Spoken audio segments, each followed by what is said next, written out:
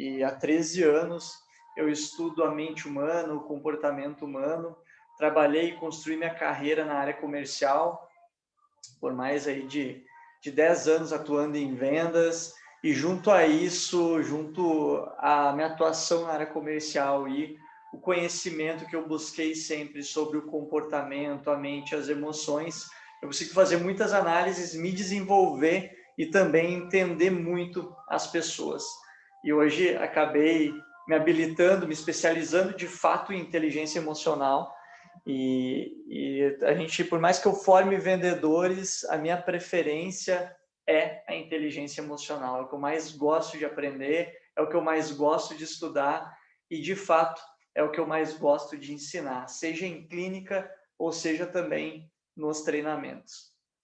Então, preparei um conteúdo bem bacana, prático, rápido, que para não tomar tanto tempo de vocês, mas que de certa forma espero gerar uma transformação. Beleza? Fiquem à vontade ao longo da conversa, se quiserem levantar a mão ou sinalizar com um oizinho aqui no chat, eu abro o microfone, não tem problema nenhum. Quanto mais interativo for, melhor é para todo mundo. Às vezes a gente fica com um pouco de bloqueio, com um pouco de medo de daqui a pouco fazer uma pergunta que pareça ser, às vezes, na nossa crença, né, algo que é idiota ou algo desse sentido.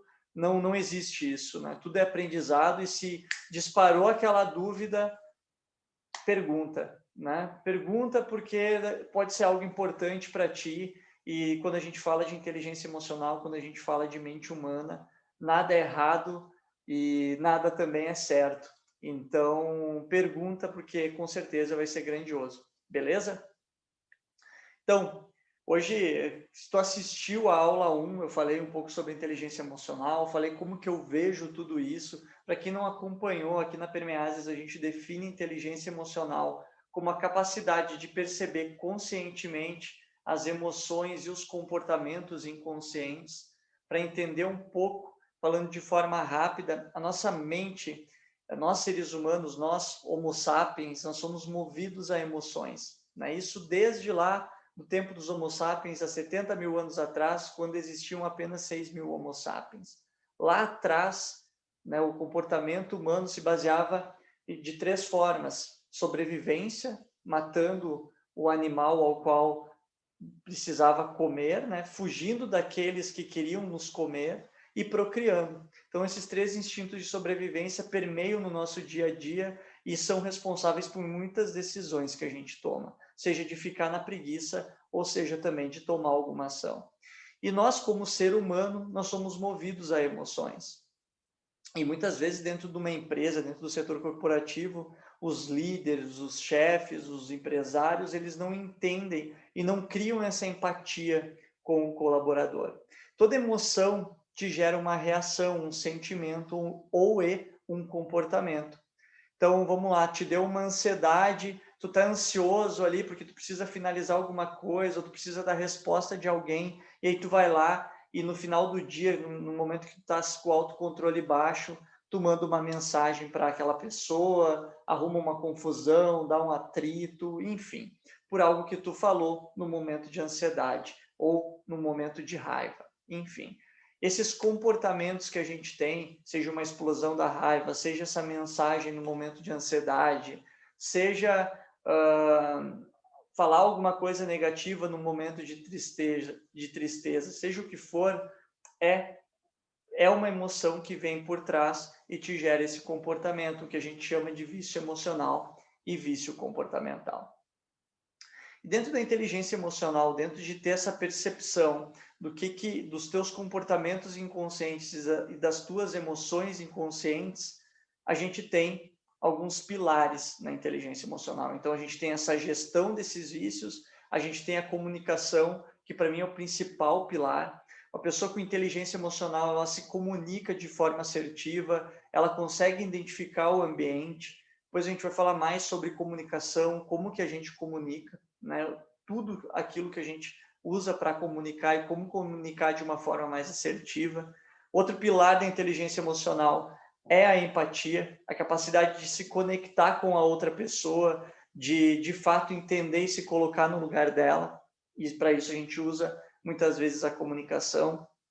a autopercepção, conseguir se perceber, né, é um pilar da inteligência emocional. A autorregulação, que é tu regular o teu comportamento de acordo com as circunstâncias, e conseguir antecipar um fato ou um cenário e conseguir te modelar para não explodir, para não acontecer um comportamento no automático que vai acabar te sabotando. E também, né, a gestão do vício emocional e comportamental. Então, eu costumo atuar sempre em cima desses 5 pilares, que para mim são fundamentais quando a gente se fala de inteligência emocional. Então, fiquem à vontade de relatar casos de vocês, situações de vocês, e vamos embora, beleza? Quando a gente começa a falar de inteligência emocional, se abrem muitas lacunas, né?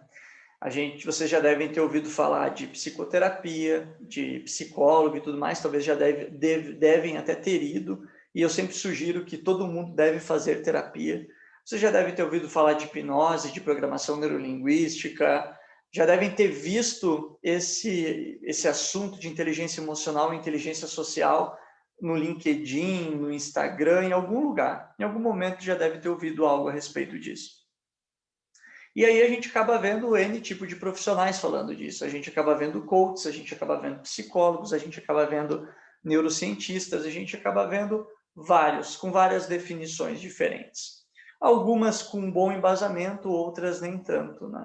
Alguns livros também já vêm falando disso há bastante tempo, como no caso do Daniel Goleman, que é um livro legal, mas eu sempre, o meu ponto de vista é que está bem desatualizado pelas ferramentas que foram descobertas depois, né, desse livro dele. Então, a gente tem muita informação e pouco conhecimento, né? É muita informação, um nível de conhecimento sobre algo, mas, e de fato, transformar essa informação, esse conhecimento, entendimento, é que entra dentro de um principal desafio. E muitas vezes as pessoas vê, puxa de um lado, puxa de outro, mas não entende como, de fato, desenvolver a inteligência emocional. E nos últimos 5 anos, atendendo em clínica, eu acabava desenvolvendo isso nas pessoas, justamente por trazer essa bagagem corporativa, eu acabei tendo uma facilidade muito maior de levar para as pessoas as formas ao qual agir dentro de suas emoções e comportamento no seu ambiente profissional. E comecei a perceber que automaticamente a pessoa ia se autorregulando, ia se percebendo, ia conseguindo gerir os vícios emocionais e comportamentais, aumentava as habilidades de comunicação e empatia. E eu comecei a olhar para o resultado dessas pessoas e ver que elas começavam a se destacar cada vez mais no ambiente delas, no meio delas, na profissão delas. Eu pensei, caramba, tenho que fazer isso de uma forma a levar para todo mundo isso, a ampliar isso. E aí eu criei o Inteligência Emocional na Prática, curso que é bem prático, que a gente transforma de fato algumas habilidades mentais para a pessoa ter uma performance maior no dia a dia. E dentro dessas ferramentas, eu uso muito a PNL. Dentro da PNL, a gente parte já de alguns pressupostos na programação neurolinguística. Um deles é que, por trás de todo comportamento, sempre se tem uma intenção positiva. Seja um comportamento e uma ação de algo que uma pessoa fez para ti, ou que tu acabou fazendo, que prejudicou ela, ou que te prejudicou, ou que te prejudicou, né? Muitas vezes a gente, sem querer, faz mal para alguém. E quando a gente faz mal para alguém, a gente não faz por querer. Pelo menos, eu acredito que vocês sejam pessoas bondosas, que estão aí querendo melhorar ainda mais em prol do mundo como um todo, dos teus resultados, de quem está na tua volta. Então, se tu prejudicou alguém, tu não fez por mal. É ou não é? E o que acaba acontecendo muitas vezes é que quando alguém faz mal para nós, a gente não pensa dessa forma, a gente não, muitas vezes não procura entender que, cara, o que aquela pessoa quis com tudo isso de fato? Qual intenção ela tinha por trás disso de fato? E como nós somos e vivemos num país, um dos mais desconfiados do mundo, a gente acaba achando que a pessoa fez justamente para te sabotar, para te prejudicar, para acabar com a tua vida. E não é bem assim. Então, quando eu falo de intenção positiva por trás, a gente vê isso em vários cenários, né? Como que a pessoa aprendeu de fato a vida dela? O que é a verdade dela? o que é a tua verdade. Então, muitas vezes, a gente se prende na nossa verdade, acha que o que é certo para nós é o certo, e esquece que a outra pessoa lá tem o certo dela e a verdade dela, com base na experiência e na vivência que ela teve, com base na criação dos pais dela. Por exemplo, meus pais, o meu pai teve uma infância no interior, no meio do mato, uma condição bem pobre. A minha mãe perdeu o pai cedo. Olha as experiências que eles tiveram. E aí eles trazem esses medos, traumas, crenças e colocam nos filhos inconscientemente, não é porque eles querem, e também porque eles acham que aquilo ali é o certo para nos manter protegidos e salvos. E aí o que acontece com a gente? A gente cria bloqueios, cria limitações, cria verdades, né? Tenho certeza que vocês vejam em algum momento, ou até algum momento da vida de vocês, ou talvez ainda vejam o pai e a mãe de vocês como os donos da verdade. Ouviram eles por muito tempo como os donos da verdade. Aí a vida vai mostrando para a gente e vai mostrando que os nossos pais nem sabem tanto assim. É ou não é? Então a gente tem que ter muito cuidado com isso. E principalmente quando a gente olha para o outro lá fora. Quando a gente conversa com o outro lá fora. Porque muitas vezes eles vão acabar falando coisas para a gente com uma intenção positiva para a verdade deles. E, na verdade, o que ele quer, de fato, é te causar algo bom. É te ajudar. É ou não é? Então, lembrem sempre que todo mundo tem uma intenção positiva por trás de qualquer comportamento ou de qualquer coisa que fale a ti. Mas uma intenção positiva para ele dentro das verdades e do mundo dele. Beleza? Quando a gente começa a abrir também mais a questão da programação neurolinguística, desses pressupostos, né, a gente começa a ver que além disso, a gente tem um outro da PNL que é impossível não comunicar. Ou seja, você não pode não comunicar, estamos a todo momento comunicando. Como que a gente se comunica? A gente se comunica através da respiração, através dos sinais oculares, através dos gestos, através da fala, da velocidade da fala, do timbre da fala, do volume da fala. Palavras são só 7% da comunicação. E é muito por isso que, às vezes, uma mensagem de WhatsApp é mal interpretada quando ela é uma mensagem de texto. Um e-mail pode ser mal interpretado quando a gente envia. Uma mensagem de texto, ela pode ser mal interpretada e a pessoa pode interpretar aquela mensagem com base na emoção que ela está sentindo. E aí tu mandou uma mensagem lá todo feliz para a pessoa acordou puta da cara, ela leu do jeito da emoção que ela está sentindo, já cria um ranço contigo, já briga contigo, já fala alguma coisa para ti diferente do que é. Tu já pensa, pô, eu tô mandando uma coisa na boa, a pessoa já tá querendo brigar, aí tu deixa para depois, aí acontece uma coisa ruim no teu dia, tu volta pro WhatsApp, desconta naquela pessoa e aí começa um monte de briga. Acontece ou não acontece isso? Né? Por quê? Porque usam a mensagem de texto muitas vezes para resolver problemas.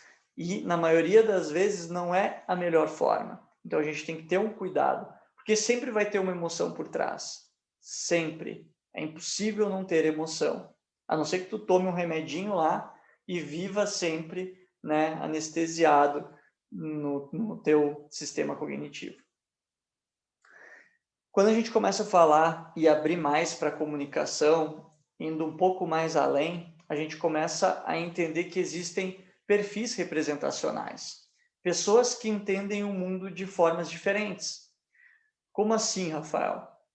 A gente tem hoje, dentro da PNL, eles dividem em 4 perfis representacionais. O auditivo, o visual, o sinestésico e o digital. Aquela pessoa visual, ela é aquela que entende o mundo através das imagens mentais e lembra das informações através de imagens. Quando ela está falando contigo, na cabeça dela está processando tanta imagem que ela acaba falando muito rápido. Ela tem que ser uma pessoa mais direta e objetiva. Só que se ela é uma pessoa visual, que está conversando contigo e tu é um cara auditivo, tu vai chegar e vai falar para a pessoa, fulano, escuta, fulano, ouça, ou vai falar rápido através de frases e sucessões, o visual não vai entender nada, porque ele precisa que seja detalhada a informação para ele. Ele precisa desenhar na cabeça dele para ele entender. Um visual falando com o auditivo já quer que seja mais rápido. Fala, vai, fala, porque o cara já está... Eu sempre falo que o Faustão é um cara auditivo, né? Porque o cara nem terminou de falar, o Faustão já está adivinhando o que o cara está falando. O auditivo faz muito isso. E o cara visual é aquele cara que precisa do detalhe, precisa que de fato desenhe para ele entender a informação. Aí a gente tem o sinestésico, que são aquelas pessoas que encostam, que buscam a informação através da emoção. Essas pessoas, tu precisa tratar ela com uma delicadeza maior, pode usar palavras de sentimento, palavras que arremetam a sensações, e ela vai se sentir mais à vontade contigo. O visual precisa ver, o auditivo ouvir. Pessoas auditivas normalmente viram um pouco mais o ouvido que escutam melhor, seja o esquerdo ou o direito. Tem uma fala mais cantada, falam mais através de frases e sucessões. E tem o digital. Tem o auditivo, visual, sinestésico e o digital. E o digital, ele é aquele cara que se questiona, precisa de referência, e aí ele busca uma referência puxando a acuidade sensorial ou auditiva, ou visual, ou sinestésica. Então ele se questiona para ver, para ouvir ou para sentir. E às vezes ele precisa dessas 3 referências para de fato entender aquilo que estão transmitindo para ele.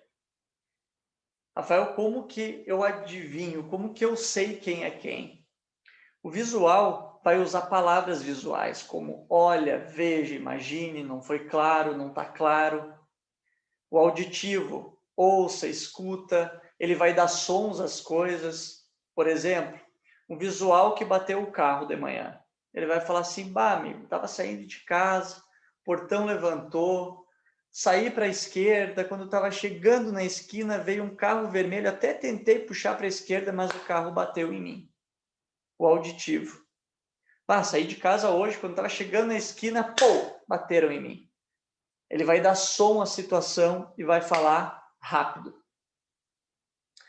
O sinestésico vai, bah, infelizmente, quando eu estava chegando na esquina, quando eu vi aquele carro vindo, meu Deus do céu, bateram em mim, foi uma dor tão forte. Ele vai dar emoção àquilo. O digital vai querer saber o porquê. Por que aquele carro veio? Mas por que aquele carro bateu em mim? Por que eu fui para a esquerda? Entenderam a diferença?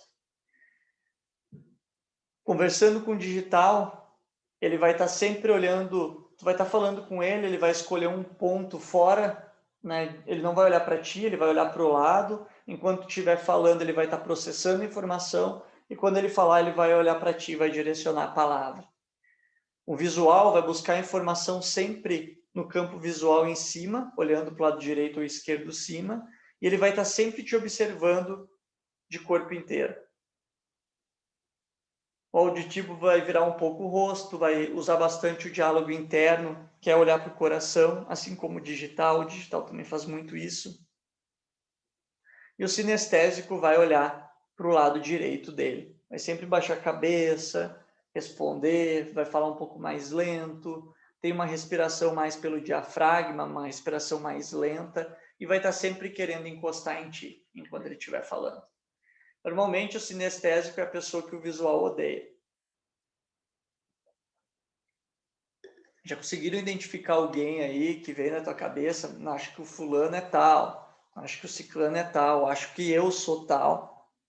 Se quiserem também fazer um testezinho, qualquer coisa me chama, eu mando o testezinho de sistemas representacionais, pode fazer, depois eu te mando o relatório, não tem problema nenhum, tá? Então, esses são os perfis dos sistemas representacionais. Quando a gente começa a entender mais sobre as pessoas, a gente começa a entender melhor como se portar com elas. Quando a gente se porta melhor com elas, a gente detém a liderança sobre elas. Quando a gente detém essa liderança, a gente persuade e consegue aquilo que a gente quer. Vamos lá. Tu tem lá 10 pessoas que tu lidera na tua equipe. Pensa no desafio, 10 perfis diferentes ou semelhantes, histórias diferentes, problemas diferentes, temperamentos diferentes. Claro que no ambiente elas vão se nivelando junto ao longo do tempo, né? A média das 5 pessoas que a gente mais convive, de fato isso é real. Então, quando tu tá ali liderando as pessoas e tu não sabe como é que é a linguagem delas, cara, é um desafio gigantesco tu conseguir passar a mensagem que tu quer. Agora, tu entende a linguagem delas, tu entende e percebe quando ela não está bem pela expressão dela, porque tu começou a identificar as expressões faciais que ela tem. Pensou, pô, o cara não tá legal, vai lá, conversa com ele, fala uma coisa que seja importante, uma referência boa para ele, para levantar a autoestima. E com um tu vai ter que falar uma coisa, com o outro tu vai ter que falar outra, porque cada um tem um vício emocional e um vício comportamental diferente. Se eu sinto ansiedade, o Felipe, a Graça, o João, cada um de vocês sente ansiedade de uma forma diferente. É ou não é? A raiva, alguns sentem a raiva e explodem. Outros sentem a raiva, canalizam em atividade para o trabalho e conseguem alavancar os negócios botando a raiva. Outros deixam a raiva sabotar, explodem na hora errada ou reprimem e choram. Cada um expressa a emoção do jeito ao qual aprendeu, mas a emoção está ali. E quando a gente tem um ambiente de pessoas que a gente precisa se comunicar e interagir, a gente precisa ter a noção do que a gente está sentindo, ter essa percepção. Por exemplo, tu está no supermercado, está na fila do supermercado lá, e aí, de repente, quando acontece uma situação, a pessoa fala algo ruim para ti, tu não entende nada e te trava. E aí, tá, tu faz tuas compras, fica meio atordoado ali, sai dali e fica pensando, puta merda, né? Por que eu travei? Podia ter falado isso, ter feito aquilo. E aí tá. Aí vai outro dia, um outro momento, uma outra situação, algo semelhante e acontece a mesma coisa contigo, tu trava, fica sem reação. Sai pensando e se arrepende também de não ter feito alguma coisa naquele sentido. Só que daí tu não faz nada a respeito disso para ti. Tu não ensina a tua mente a fazer diferente, tu não imagina situações diferentes, tu não busca qual a emoção que te travou. Se foi o medo, se foi a raiva, se foi tipo assim, a frustração. Tu não entende o que te prendeu ali. E aí tu prefere se fechar, se reprimir. Então, vocês têm que começar a perceber, acho que a primeira mensagem dessa noite é perceber como vocês estão se comunicando e como vocês estão recebendo a informação. Como que está sendo a recepção daquela informação que as pessoas estão te passando no convívio de vocês. No momento que tu começar a se perceber, começar a se ver se comunicando, tu vai te conhecer mais. E aí tu vai conseguir conhecer melhor as pessoas ao qual tem à tua volta. Porque vamos lá, tu tá num relacionamento amoroso. E às vezes a pessoa que está do teu lado vai vir para cima de ti de alguma forma. Conversar contigo, te apertar em alguma situação, vocês vão entrar em atrito e discussão. E às vezes tu fica numa saia justa que tu não sabe como reagir, vem a emoção, tu explode, se irrita, a outra pessoa também. E aí vocês estão no mesmo campo de vibração, cara, vocês vão querer se equilibrar um com o outro, os dois vão levar a raiva ou o estresse ao extremo. Isso é natural. Agora, se tu tem a habilidade de segurar, de contornar a situação, de saber como se comunicar, já tem a habilidade de perguntar, já sabe conversar, só que a emoção está te sabotando, aprende a gerir essa emoção, aprende a mudar o comportamento quando essa emoção vem, sai do piloto automático, sai do gatilho. Quando tu tem um trauma, dá um exemplo, né? Eu sempre dou esse exemplo da barata. Pensa numa menininha lá de 2 aninhos de idade, que está lá brincando no chão da casa. De repente, ela vê uma barata pela primeira vez. Ela nunca tinha visto uma barata, nunca tinha ouvido falar de barata. Aí essa baratinha sobe na perna dela e ela acha bonitinha a barata. Só que a mãe, que é a Mulher Maravilha da vida dela, a grande heroína dela, tem fobia à barata. A mãe vai chegar gritando. Meu Deus, uma barata vai assustar aquela criança, a criança vai gritar, vai pular e vai transformar aquela baratinha num ET. Toda aquela sensação passa a ficar vinculada à barata. E toda vez que ela vê uma barata, ela vai ver um ET na frente dela, e não uma baratinha. Eu sempre conto um caso, eu estava no McDonald's em São Leopoldo uma vez, era uma hora da manhã, e aí uma menina pegou a bandeja dela, ela pegou a bandeja e tinha que passar na frente de todo o balcão que ficava entre as mesas, né? Ela parou e eu olhei para ela e vi ela parada, travada, mas ela travou. Ela olhou para o chão, eu olhei para o chão, uma baratinha, né? A barata ficou olhando para ela olhando para a barata, mas a 1,5 m de distância, assim, né? Aí eu fiquei olhando a cena e vendo o que ela ia fazer. A barata ficou parada, ela travada, aí ela olhou para o lado, ela deu a volta, assim, acho que na 4ª carreira de mesa, deu toda a volta, passou por trás, mais longe possível da barata. Ela é um ser humano de 1,60 m de altura, com, sei lá, 50 quilos, 60 quilos. A barata ali não pesa nem gramas, não pica, não tem veneno, não tem nada. Por que travou? Por que tem o medo? Aí imagina quanta situação a gente se depara com esses medos que nos travam. E aí a gente não usa a nossa comunicação a favor da gente, porque tu pode comunicar para ti mesmo. Tu pode comunicar para ti mesmo aquilo que tu quer mudar em ti. Tinha um cacique, esse cacique ele estava lá olhando para o nada e as expressões dele ficavam reagindo, né? Ali mudando, uma hora estava triste, uma hora estava alegre e tal. E o índiozinho veio perto dele, olhou para ele e falou: o que está acontecendo? E aí o cacique respondeu: tem 2 lobos brigando na minha cabeça. O lobo bom, que está dizendo que eu sou capaz, que eu sou corajoso, que eu vou conseguir, que eu tenho que fazer, encarar o medo. E o lobo mau, que está dizendo que não vai dar certo, que eu não sou capaz, que eu não vou conseguir. E aí o índiozinho perguntou para o cacique: mas qual desses 2 lobos vence? Aí o cacique respondeu: aquele que eu mais alimento.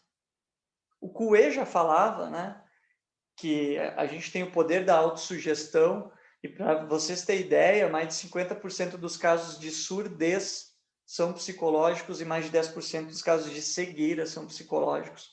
A pessoa ficar se sugestionando que não quer ver, que não quer ouvir, chega a criar camada branca no olho, no caso da cegueira. Agora imagina doenças, o quanto que a gente pode evitar se a gente melhorar a nossa autossugestão. E os nossos medos? Se tu ficar dizendo, eu tenho medo disso, eu tenho medo disso, eu tenho medo disso, tu vai ter medo. Tu vai ver aquela baratinha, tu vai ver um alien. Falando, né, de forma figurada. Então, presta atenção nos teus medos e como tu está se vendo diante a eles. Tu está te vendo pequeno ou grande? O que tu está comunicando para ti mesmo, para dentro da tua cabeça, todas as vezes que tu se depara com esse medo? Está comunicando que vamos lá, vamos superar, vamos fazer, ou vou ficar aqui e tal com medo? Como que tu está comunicando? O que tu está dizendo para ti mesmo? Então a gente tem que começar a prestar atenção, né, no que a gente está sugerindo para dentro de si. Porque essa comunicação é tão importante quanto a comunicação que a gente externaliza. Se tu estiver te comunicando que não vai dar certo, que isso, que aquilo, que aquele outro, tu vai chegar a conversar com o cliente ou com aquele teu liderado, tu vai transmitir o que tu está pensando e a tua emoção. E não adianta tu falar para ele assim, ele perguntar se tu tá bem, se tá tudo certo, porque ele tá vendo na tua cara que tu não tá bem. E aí tu vai dizer para ele: "Não, eu tô bem". Só que tu vai sacudir a cabeça dizendo que não. Não tem sentido, né? Eu tô bem. teu inconsciente vai demonstrar. Seja por uma expressão facial, ou seja, né, pelo outros sinais no momento que tu estiver falando. O teu inconsciente não te deixa mentir. Ele vai sempre mostrar se tu está mentindo ou não. Mas aí isso é assunto para outra aula. Então, prestem atenção no como vocês estão comunicando a informação de vocês. Como vocês estão se comunicando para dentro de vocês. Porque para se socializar com as pessoas, tu precisa saber se ver, se entender cada vez mais. Hoje, infelizmente, isso aqui nos ajuda, resolve a nossa vida, resolve problemas, atalha, mas se não saber utilizar, vai te ferra. Ele te ferra. Ele toma a tua atenção. Hoje de tarde, todo dia de manhã, todo dia de tarde, à noite, eu paro por uns 20, 30 minutinhos e fico olhando para o nada, deixando os meus pensamentos se organizar, tá? Esse processo se chama pensamento elástico. Ele ocorre quando tu fica olhando para o nada, entra num estado hipnótico e fica no mundo da lua, sabe? Aquele momento que tu tá viajando na maionese. Ali ocorre o pensamento elástico. Naquele momento, o teu pensamento começa a se organizar de cima para baixo e de baixo para cima. Aí vem ideias, soluções de problemas e uma porrada de coisa. Só que cada vez mais a gente não consegue ficar 20, 30 minutos num processo desse. E eu percebi hoje muito intensamente, a cada 5 ou 10 minutos, a minha cabeça falava, pega o celular, pega o celular. A sorte que eu estava num momento de autocontrole bom e deixei meu celular carregando do outro lado da sala. Evitei ficar com ele perto. Porque eu só estou com ele do lado quando vê tu tá mexendo. E é inconsciente, é involuntário. Beleza, tu tá olhando coisa boa ali. Só que toda coisa boa que tu para olhar, sensação de recompensa. Teus neurônios fazem bilhões de sinapses. E quando acontece de tu ver uma coisa boa ali, uma recompensa no teu cérebro, esses neurônios eletrificam e geram uma sensação boa. Essa sensação boa te vicia. É um efeito muito semelhante ao da droga. Então, toda vez que tu tá no telefone, lembra disso. Porque toda vez que tu parar em algo, é mais uma injeçãozinha que tu dá na tua mente de eletrificação. E aí, toda vez que tu tá parado, ocioso, tu acaba ficando ansioso, angustiado, querendo mexer no telefone. É ou não é? E, de fato, isso aqui dá um efeito semelhante ao das drogas. Experimenta deixar o teu celular em casa e atravessar a cidade sem ele. Não te dou meia hora, tu fica tucanado. Tu precisa estar com o negócio contigo. E aí tu se sente bem. Cara, isso é uma doença? É ou não é? A gente tem que cuidar com isso. Tem que saber pesar e usar isso. Isso é uma ferramenta e não uma dependência. Então, tira um momento do teu dia de manhã, 15 minutinhos, para ficar sentado olhando para o nada. Tu vai ver a diferença que vai te dar na ansiedade e no teu gasto de energia mental. 15, 20 minutos, se for 30, melhor. A cada 2 horas, 15 minutos, 20 minutos, perfeito. Mas tira esse momento para ti, para tua saúde mental. Gerencia teu gasto de energia. Beleza? Outras dicas, né, para se comunicar melhor. Jamais critique, condene ou reclame perto de pessoas. É normal a gente criticar dentro da gente, o que aquela pessoa lá está fazendo, né? Às vezes a gente acaba fazendo isso. Mas vamos lá, tu gosta de estar do lado de uma pessoa que está sempre criticando outras, que está sempre condenando outras, ou que está sempre reclamando? Tu gosta, tu se sente bem? Se tu se sente bem é porque tu é uma pessoa reclamona também. Aí tu entra na reclamação com ela e vocês dois acabam sendo uma bomba de peso negativo. Então tu tem que começar a te tratar.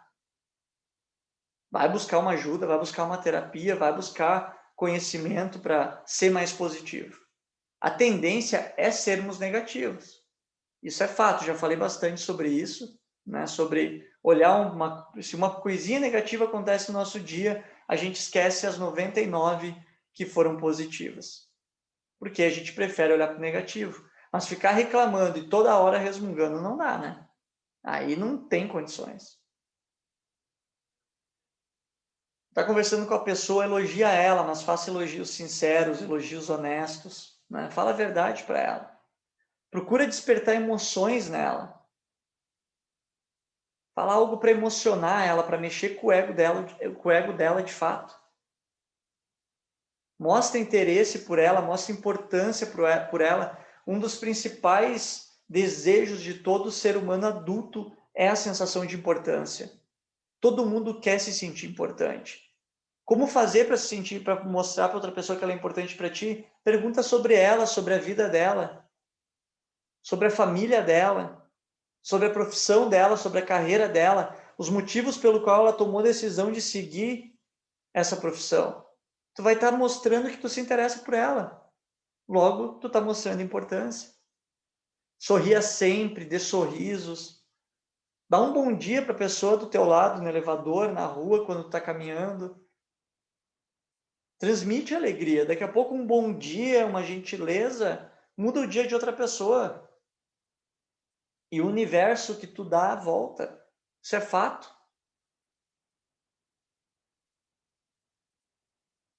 É ou não é? Lembre o nome das pessoas sempre. Ela te disse o nome dela. Procura conectar com alguma pessoa conhecida. Procura repetir o nome dela enquanto estiver falando com ela.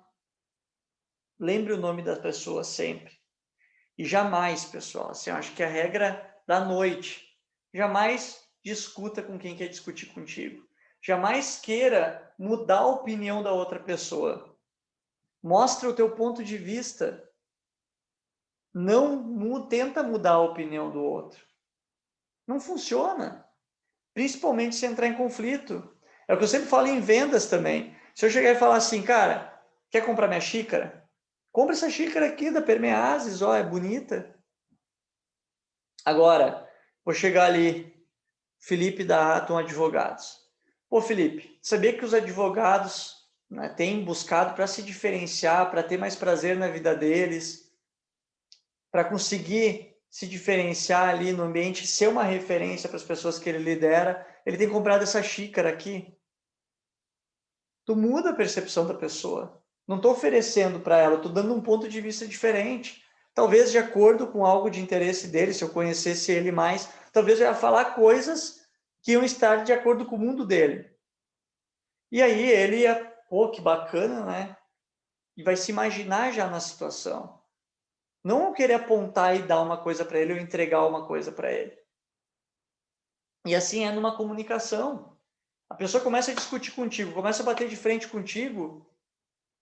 Se tu tá vendo que ela tá no ego, que ela tá no orgulho, que ela não quer ver, não vai mudar a opinião dela. Dá o teu ponto de vista. Olha, tu quer saber o meu ponto de vista? Claro, fala aí. Olha, eu vejo desse jeito. Essa é a minha forma de ver, porque eu aprendi assim. Ponto. Talvez ele mude de opinião, talvez não, mas ele não ia mudar de qualquer jeito.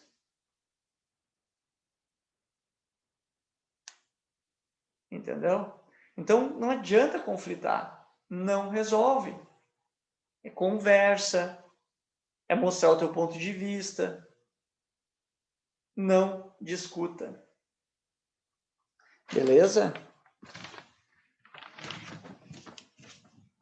E outra, questão de ideias, né? A gente tem aquela vaidade de querer que a ideia é nossa. Cara, deixa, se a pessoa acha que a ideia é dela, deixa ser dela. Não importa. Isso é ser líder. Isso é liderar. Assuma os teus erros, seja humilde também. A humildade, ela é uma baita virtude, porque ela nos faz aprender.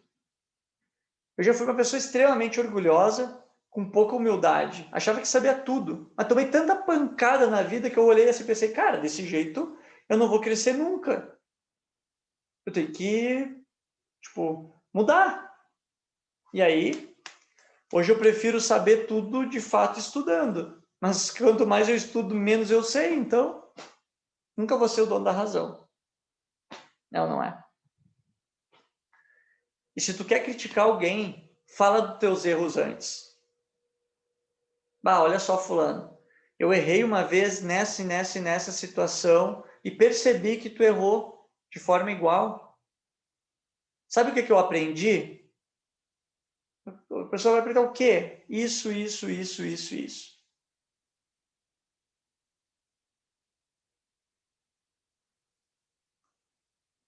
Comunicação, ela ou te ajuda ou te ferra.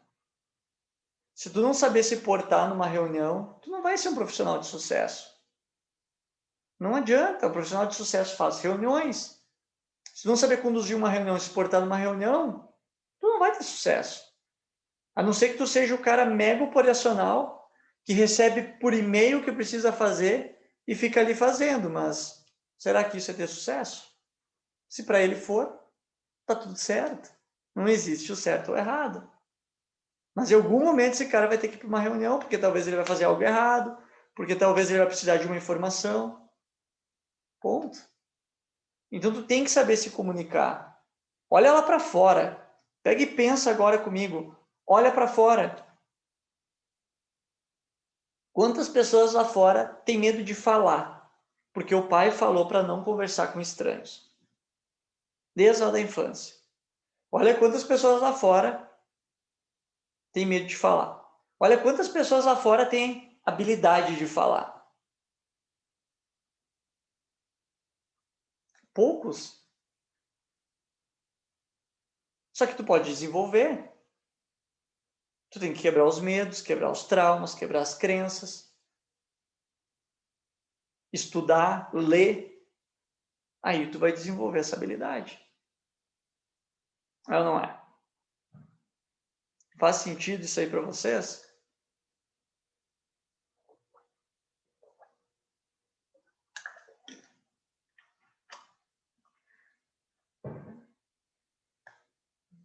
Beleza? Alguém tem alguma dúvida aí? Se tiverem dúvida, avisem. Tem uma metáfora, vou ver se eu me lembro bem dela. Tinha uma coruja. E a corujinha vivia ali no terreninho dela, ali, né? A coruja, normalmente, ela cria a raiz ali, constrói a família dela ali, ela não vai para muito longe de onde ela criou o ninho dela, né? Só que ela piava, piava, piava, e não gostava muito do pio dela. Todo mundo reclamava do pio dela. E aí ela pegou, se irritou um dia e pensou, eu vou ir para o outro lado do país, vou ir lá para o sudoeste do país. Pegou, levantou o voo e quando ela tinha dado uns 200 metros voando, ela se encontrou com uma pombinha. A pombinha viu que a coruja estava meio irritada, elas eram amigas e tal. A pombinha abordou a coruja e falou, pô, coruja, tá indo para onde? Aí a coruja falou, tô indo para sudoeste. Ué, mas por quê? Porque aqui ninguém gosta do meu pio. Aí a pombinha olhou para ela, pensou, refletiu. Mas será que lá para onde tu vai eles vão gostar também? Será que não é o teu pio que tu tem que mudar? E muitas vezes a gente faz isso.